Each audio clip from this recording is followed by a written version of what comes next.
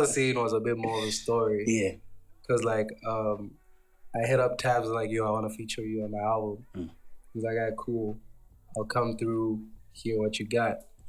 I didn't even have beats at that time. I mean, I had beats, but I didn't know what I wanted him on. Exactly, yeah. So he comes through, we're listening to beat after beat after beat after beat, and he's just like, yeah, I think we should make one. I was like, alright, cool. And then we made a few, and then both of us were just like, nah.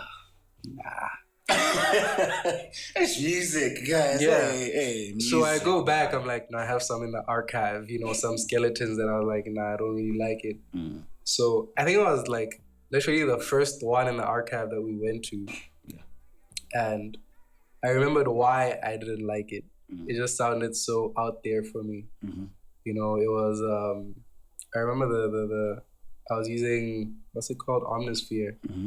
And it was called Air Chunk. That's what it is. It was a bell called Air Chunk. Right. And I was like, this sounds so weird. It's not something I would do. And he hears it, he's like, man, this is hard. There's no beat. No beat. Yeah, he's it's just that thing. And he's like, man, this is hard. I'm like, bro, this is okay. Sure, yeah. So then he's like, what if I added? I'm like, okay. Then I'm like, let me add an 808. He's like, He's like, all right, this is the one. This is the one. I'm like, yeah, okay. Chubbs is a very this is the one kind of guy. Yeah. Like, he will go through all the beats. Exactly. So like, yeah. So then he's like, this is the one. At the time, I'm like, cool. I wasn't feeling 100% about it. Yeah. But I was like, we'll see what Tabs does. He's creative. For sure. So he takes it, and then a few weeks later, he sends it back.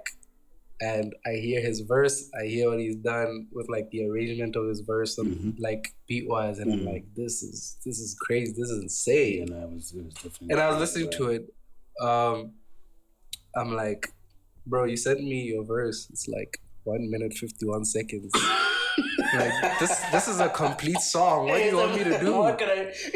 Yeah. I'm like, bro, it has the hook in the beginning, hook in the end. Your verse was like. It's a whole song. Yeah. And I told him, I was like, bruh, we could pretty much put this out as your song. As your song. And he's like, what do you mean? Your verse isn't on it. I'm like, bro, it's a whole song. Where am I going to put the verse? Exactly. Yeah, but there was still room for your verse. There was still room for my verse. And then he's like, yo, but Tony, imagine we featured like 7 people. I'm like, Tabs. We feature 7 people, bro. What are you saying? That guy. Yeah. And he's like, nah, we need to feature 7 people. We need to feature like 10 people. We need to be like one of those songs like, yo, bro, it's already 2 minutes long. But I was with it. I was like, you know what? It sounds like something interesting. Let me just try it.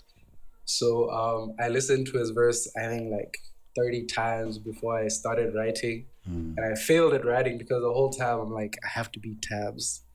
I have to be Tabs. Like, it's too much. Like, the way the song starts, everything. I was just like, no. This is my song, bro. You can't kill me on my song. I have to beat him. And it's just like, I failed, bruh. It took months for me to write that verse. Oh, for real? Yeah, it took months. That's how long you had the song for, yeah. Like, he sent it to me before I went to Cape Town. I came back from Cape Town, still didn't write. I got COVID. I got better. Man, months went by. Eventually, I was like, no, I can't. Let me write. And I forced myself to write. I think I wrote like a standard 16-bar verse. And I was like, bro, you went on and on and on.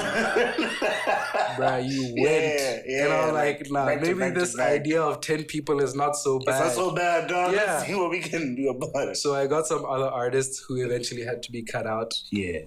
Because the song was too long. So you tried to like extend the beat a little bit. Yeah. More beat or something like that. Yeah, we did. But then like, when I brought the team together and we were listening to it, and they were like, "Bro, what are you doing? This song is long." I woke up and I was like, "No, but I'm making an album. To have like a 20-minute song, it wouldn't make sense. It wouldn't make sense." It just depends, if the song started out like that, like if that was the original idea. Like if I was putting out the one song, I'd be like, yeah, no, I think that's okay. It could work. It's progressive. 20 minutes, one song? Come on, bro. Who's doing that? Come on. Exactly. It would have to be a whole story. Exactly. So it's like, I was like, nah, let me just remove everybody else who was on there and extend my verse. At that point, I'm like, extend my verse. It took me months to write just the 16 bar. So I was like, all right, back to the studio. Yeah. Let me listen to Tabs again. And I'm just like, I'm sweating. I'm like, hey, Tabs, why?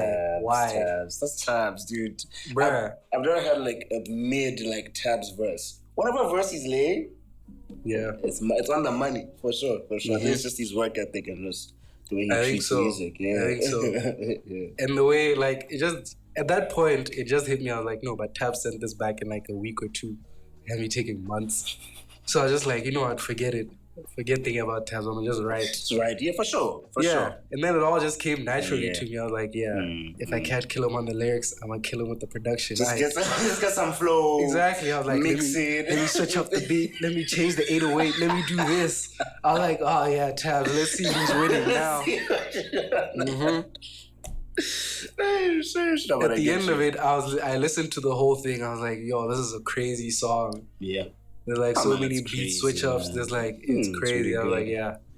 I think that's why it's one of my favorite songs. Yeah. You got any visuals coming for this album? Any videos? Man, I wish.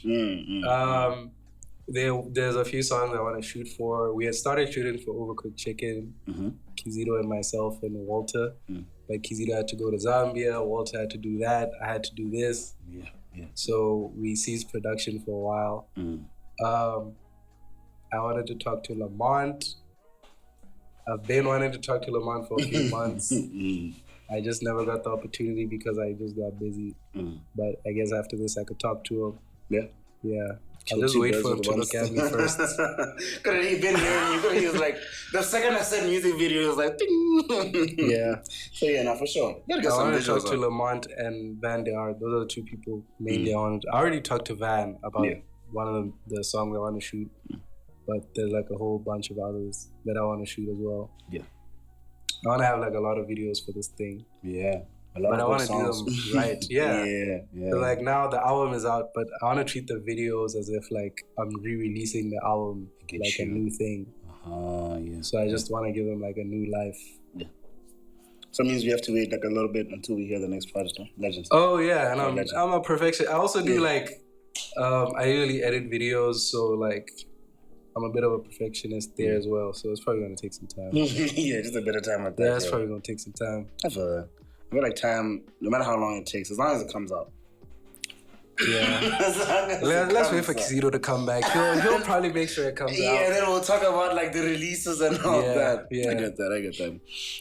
Actually, when we first met about suppose 30-40 minutes ago, I wasn't aware that you were a producer.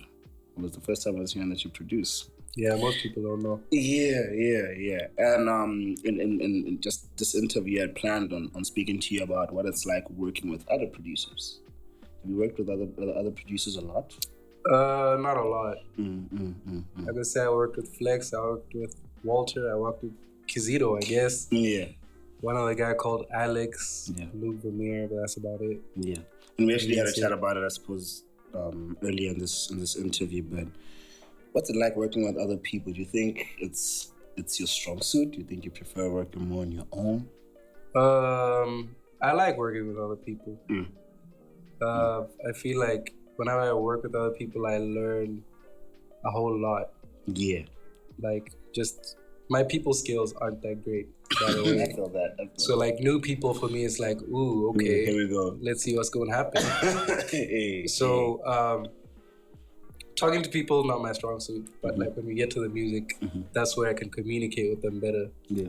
Because like they'll just say, do this.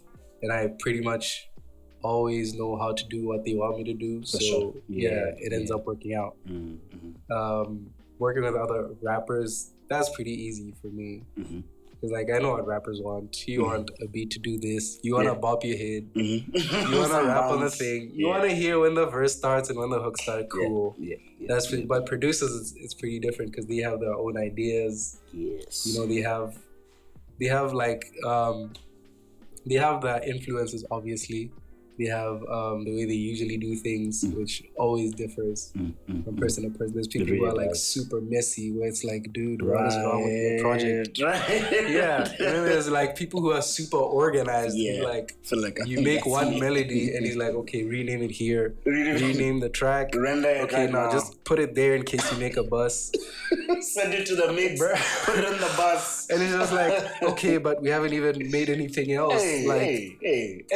But it's always interesting for me because like I always pick up a few things from everyone whenever I work with different people. You feel it? So I enjoy working with other people. Yeah. If you can break down like your process of like making a full song from start to finish, what would you say it starts with and how do we end up with this full thing that's now ready? It always starts with a melody, usually plays in my head. Yeah. And then I'm like, okay, let me put it down. So I lay down the melody, then I listen to it. I'm like, okay, what does it need? Yeah. And then after I listen, I'm like, okay, I add a few things, remove the things that aren't working. Yeah. And then once I'm set with the melody, I add the drums, right?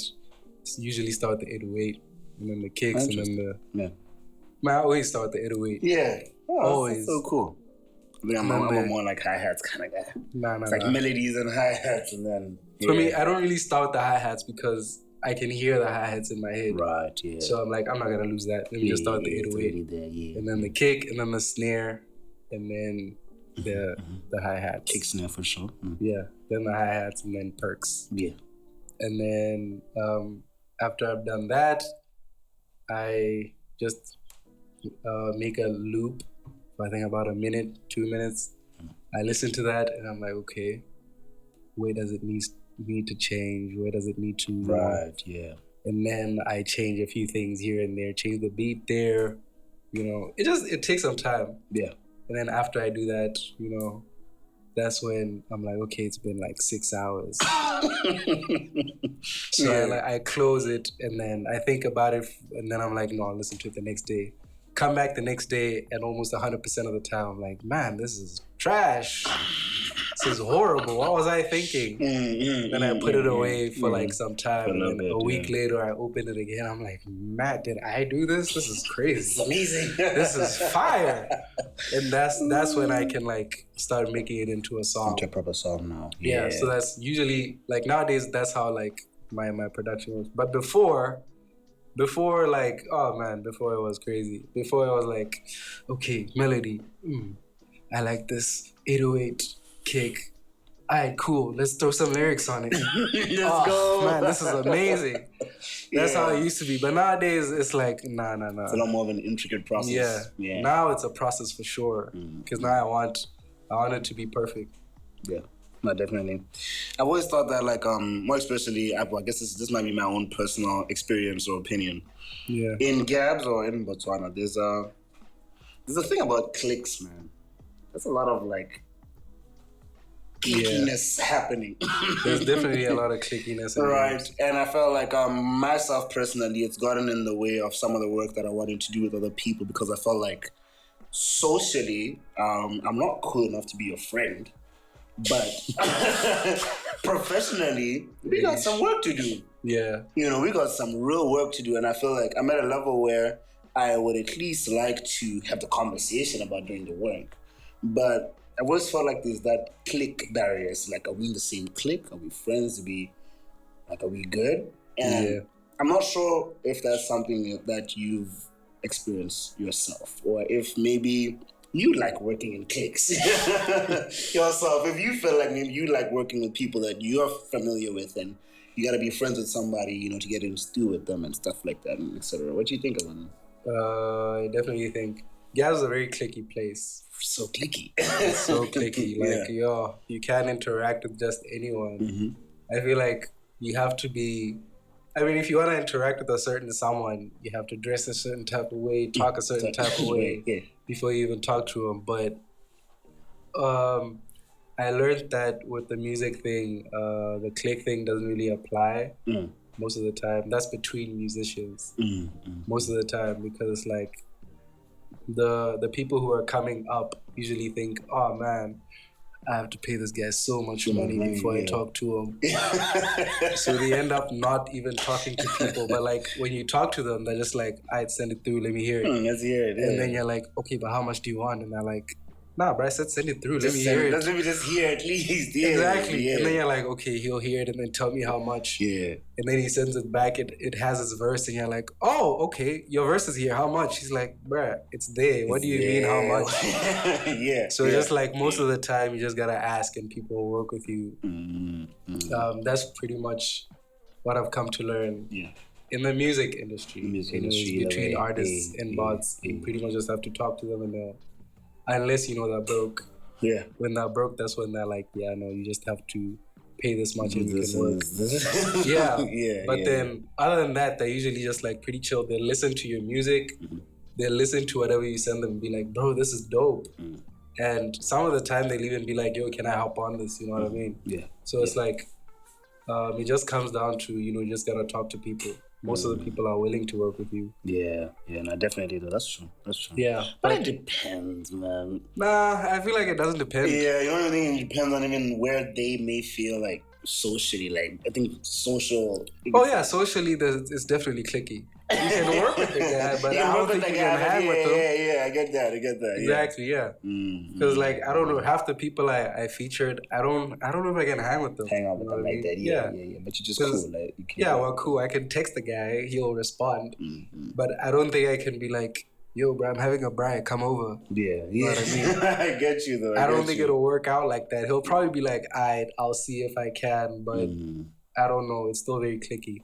So it's like... socially, people are very clicky.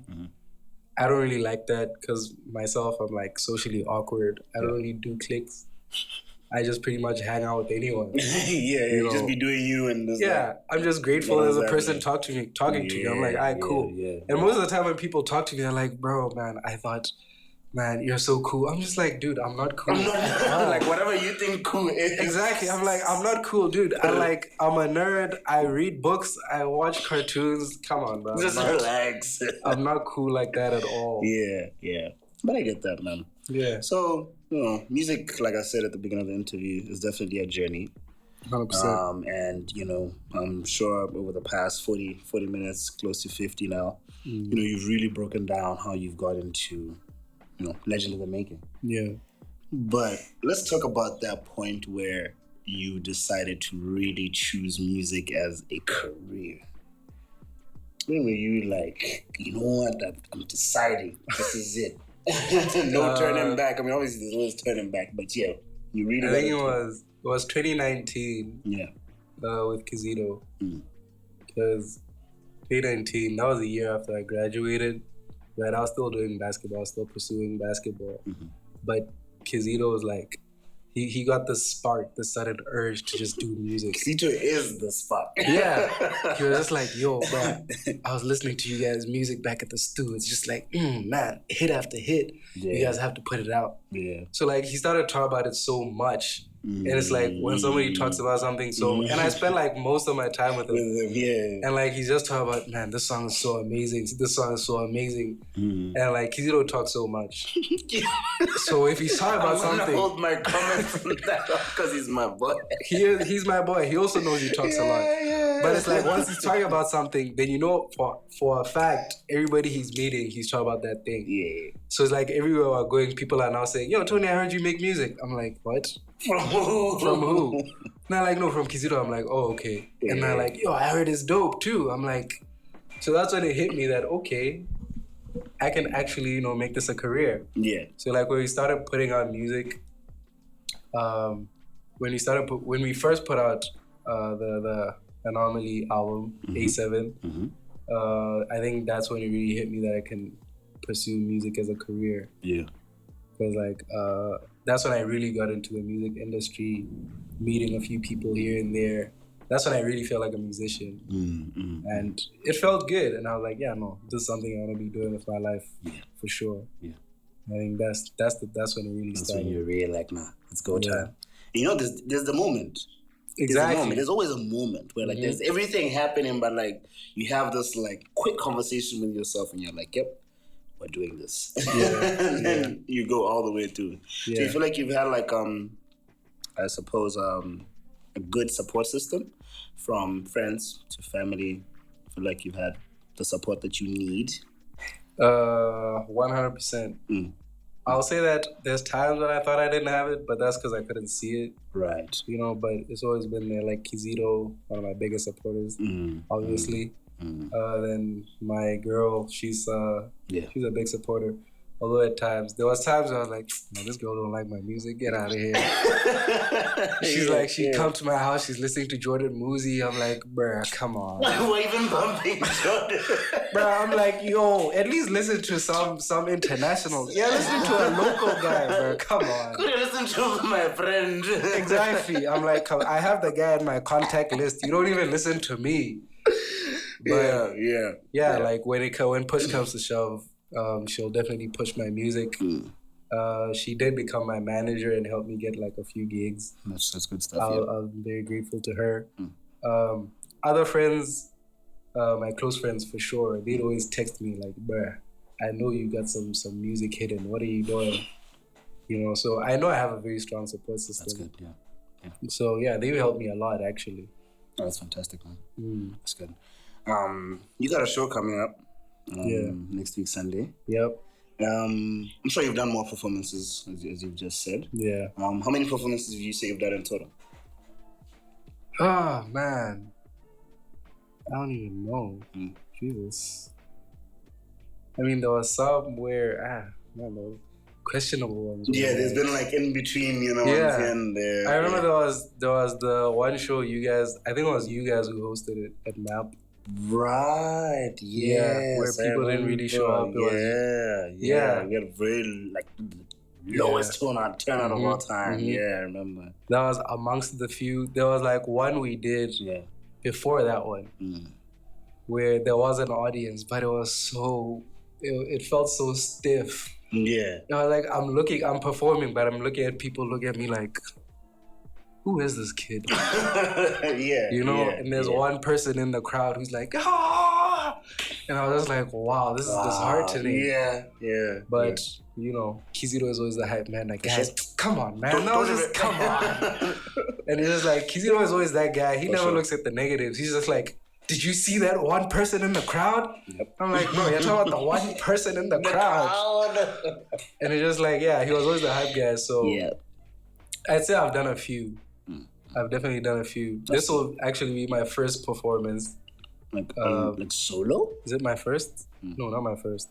One of the first. Yeah. I think there's 3 others that I've done. But this is definitely the first since I've become like an established artist that I do where Kizito isn't there.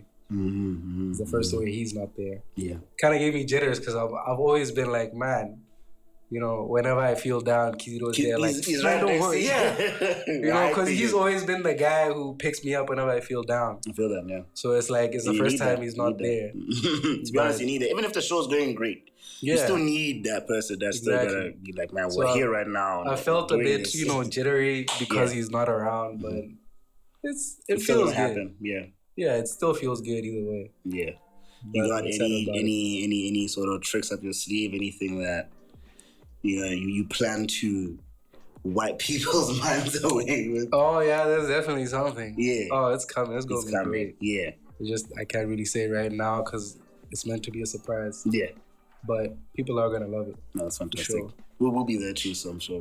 I expect you to be there. We're in for a fully. surprise. Yeah. If it doesn't come out, I'll sue you if this podcast comes out. Just because you ain't there. Just because we're not there. Yeah. So we've talked about upcoming music. Yeah. Potential music videos that you're gonna work on. With Lamont. With yes. We might have to bleep that until you guys sort out what's happening. Yeah. You're working. What else are you working on? What else you got coming through besides the music? Are there any future plans that you want to maybe talk about right now? Something that you think? I do want to build a studio. Yeah. Properly. What else do I want to do? I'm still pursuing the basketball thing. That's for damn sure. Yeah. There's a whole bunch of things business-wise that I want to do. But most of them obviously are family things. They involve Kizito. Like, I just want to be. There's not really a person that exists who's like that, but I kind of want to be the person people go to when they're like, okay, I want to make it as an artist. Yeah. You know, not just in gods, but kind of like in Africa. By artist, I don't really mean music. I just mean everything. Like, I'm trying to be a painter, but I want to make a lot of money. Yeah. And they're trying to hit me up, you know. Yeah. I'm trying to be that guy. Just put some structure into, like, everything that we're all involved in, man. Yeah. And the thing I want to do, most importantly, before I die, I just want to turn the world's eye, you know, to look at African music and just appreciate it. Oh, yeah. But yes, the selfish thing is I want to be the reason that happened. You know what I mean? Yeah. I was a bit touched when Burna Boy won that the Grammy. Because you're like, damn. So I was like, damn. Beat you to it. I want to be the first African. Oh, man, so like he did it. I'm like, yeah, no. I'm really grateful he did it because it means now I have a platform to do it. Like now there's no reason why. Like there's nothing else that's stopping you now. Yeah. There was that like barrier of damn, but nobody's done it. Exactly. But now I just really want to be the reason why the whole world just looks at Africa, like, because I believe in Africa, man. Music here is great. It's amazing. Music here is amazing. It's been amazing, kind of since forever. Exactly, and people just aren't giving it a chance. So I want people to see it.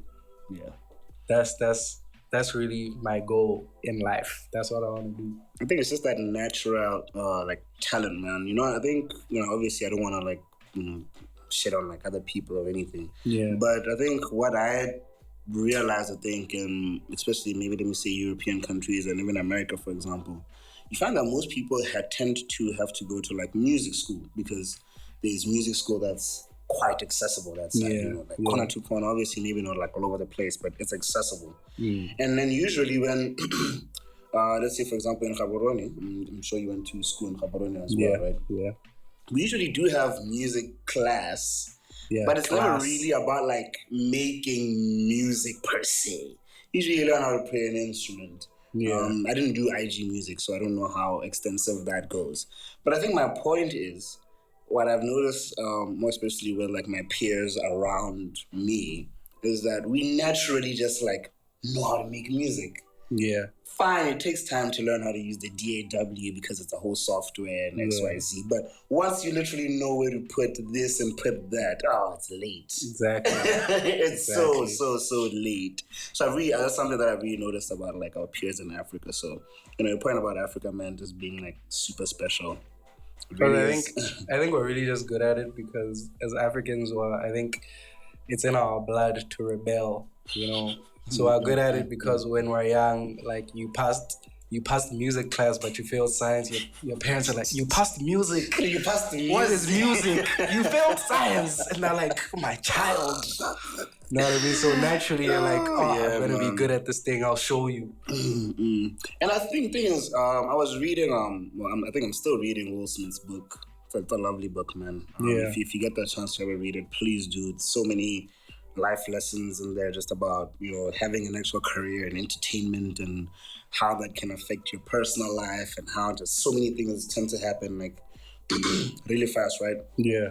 But I think my point with bringing that up is that even when Will Smith started rapping, rap in America was still just sort of like, is that really what you're going to do right now? And so I think that's where we still are. Because even then, it didn't mean that like it was not like a lucrative career to get into. It just took that rebellious sort of character that's like, you know what? You don't even get it. Exactly. You don't even get it. I get it. And things sometimes obviously things happen, but however things go with the career, that's that. But I think just that feeling of, man, I get it and this is what I want to do. Yeah. It can really take you far. And it's really just that culture, definitely. Yeah.